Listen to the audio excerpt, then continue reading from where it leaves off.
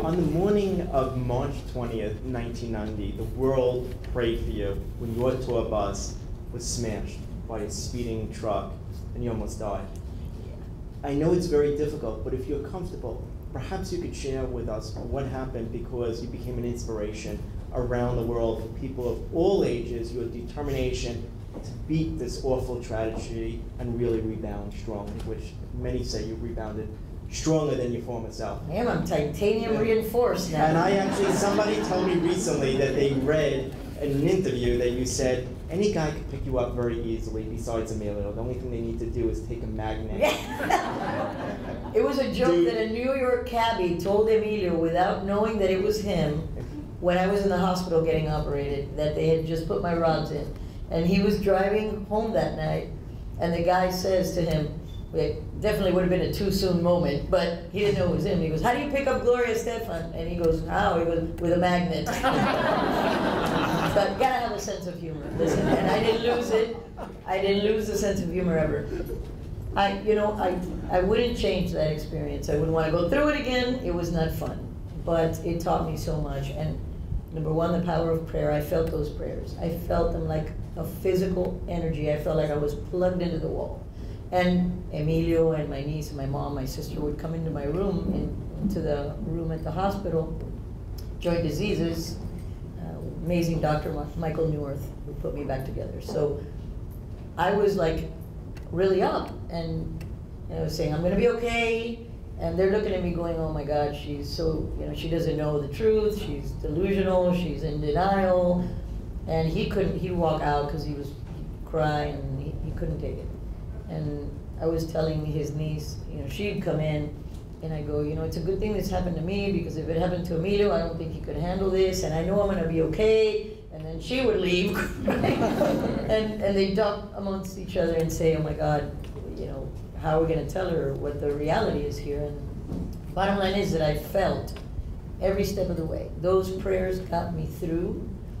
They made me feel like I could do anything. I would use them in my recuperation. I would meditate and imagine nerves reconnecting and stuff happening. I later found out you call it visualization, and it's very useful. I used to use it with my kids.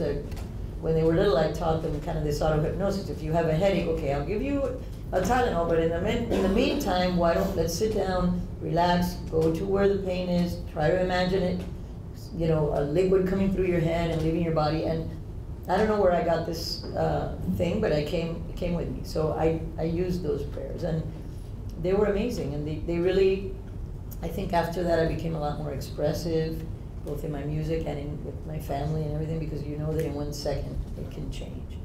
But I felt those prayers. I thank everybody all the time. And coming out of the dark was that, a thank you to everyone. On that tragic day, was Emilio and your 2 children on the bus? Emily wasn't born. So she wasn't born yet. And no, he was there. He was on the bus. He was on the bus. He was 9 years old. What were you doing? You were walking around, and then just the truck lost control? No. What happened was this: we were going to Syracuse because I had been to the White House. The president, President Bush Sr. had asked to meet us, and we had gone to the White House, and then we'd come for a very important dinner in New York City that they were saying goodbye to one of the top Sony execs, and Julio Iglesias was there, Judy Collins was there, and I had a show that day in Syracuse. So we left early, and Emilio goes, hey, you want me to get a limo instead of the tour bus? And I go, no, I'm more comfortable on the bus, which thank God we were on the bus instead of a limo if that was gonna happen. But I was taking a nap in the front compartment. If any of you know what a tour bus looks like, it's got a living room, and we had 9 bunks, and then in the back was a big king-size bed, which was my room. Nagib was back there with his tutor doing his homework. Emilio was in the front on the phone with his brother, who was reading him the cover of the Miami Herald that said, I had a picture of us holding a crystal globe for 25 million in sales. And it said, Gloria and Emilio Estefan are on top of the world. When he reads the words, are on top of the world, we got rammed. I was sleeping.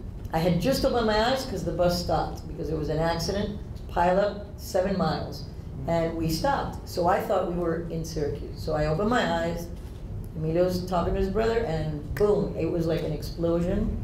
So the next thing, I opened my eyes, I was on the floor of the bus, laying down, and I was in a lot of pain. And we started immediately, naive, we couldn't hear a word. It was snowing inside the bus because the front had been torn away. By 1 foot, we didn't go over the embankment. So that was another saving grace. Emilio's standing over me, he's all bloody, he's looking at me wild-eyed. I go, find the baby. So he steps back. Fortunately, at that moment, Naive had gotten up to go to his bunk to get some candy, and one of our fans had given us a big box of candy in Hershey, Pennsylvania. And thank the Lord that he had left the back room, because his tutor ended up against the door with the TV that was in the back right here. There was no room for anyone else there. So Naive, the box fell on him, it broke his clavicle. He was piled up under a bunch of stuff in the middle. And when I heard, you know, Daddy, my life came back to me. Up until that moment, I didn't even care what was going on with me. I tried to get up and I couldn't. I tried to move and I couldn't get up. And I go, oh, I broke my back. Because my dad was in a wheelchair. I was very clear on how the back works and how things work. And I go, okay, wait, let me see. I put my hand behind me to see if anything was coming out from back there. And it wasn't. And I go, I told Emilio, he comes back, he sat Naive next to me on the couch, and I grabbed his hand, and he said, Mommy, get up, please, Mommy, get up. And I couldn't, so I said, okay, let me chill, because he was turning gray. And I go, he's gonna go into shock. Then I look, and I see, you know, his bone here. Like, I go, oh boy, okay, let's calm. He hadn't noticed.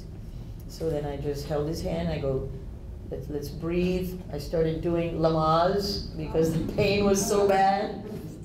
And then they told us it's gonna take an hour and a half for the ambulance to get to you because of the accident. And I kept telling him, I'm okay, baby, just relax. And I told him, I broke my back. I told Emilio. And I kept trying to get up and I couldn't. So then I would grab my leg and move it up. And there's a lady that, thank God for that woman, she was 2 cars behind us, and they saw the truck coming, like barreling down the hill, and they moved out of the way, thank God, because they would have been crushed, and there was a little 5-year-old girl in there. The lady came to the door of the bus and she said, I'm a nurse, anybody need help in here? And then I go, I think I broke my back. And she said, okay, you cannot move. The lady sat behind me and she cradled my head in her lap, and she held on to it. She kind of became a brace. And I said, I want to move my leg up, because when I would move my leg up, it would kind of release the pressure. It goes, you cannot move. You cannot move. So then I stayed like that. Then when the paramedics came, it was freezing in there because it was snowing. And they had given me a blanket to cover me, and the paramedics were stepping all over my feet. I go, dude, you're stepping on my feet. He goes, oh, sorry. It was very interesting. And then they took me out the front with through the glass, because we couldn't go out the door because it was almost going over the embankment. It was not fun. But boy, we still joked around. You know, a little bit. I asked them if they could add a couple of inches to me when they went in there. Just put a little, you know, move the vertebrae apart a little bit, a little taller. Maybe you could stuff me with beans and rice. It was interesting. How tall am I? I actually lost 2 inches in that accident, and I could have used them, believe me. If I stretch really good and I use good posture, maybe 5'1", maybe.